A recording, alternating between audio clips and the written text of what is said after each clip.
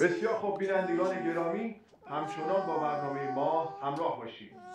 رأی شما عزیزان به بخشش مریم کمیجان 6,821,200 پیامک، یعنی نیمی از مبلغ دیگه از طرف اسپانسرهای برنامه پرداخت خواهد شد، البته در صورت بخشش خانم منازیا.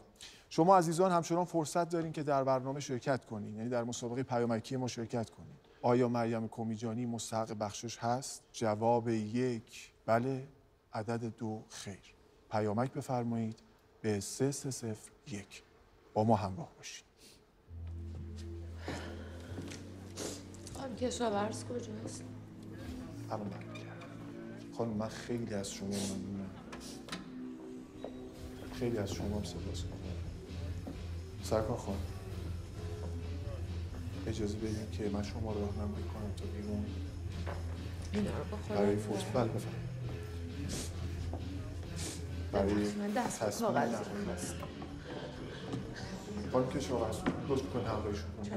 تشکر. نگران نباشید. نگران نباشید. نگران بذارید نباشید. باید حرف بزنم. خانم کشاورز همراهیشون. نگران چیزی نباشید. بفرمایید. بفرمایید.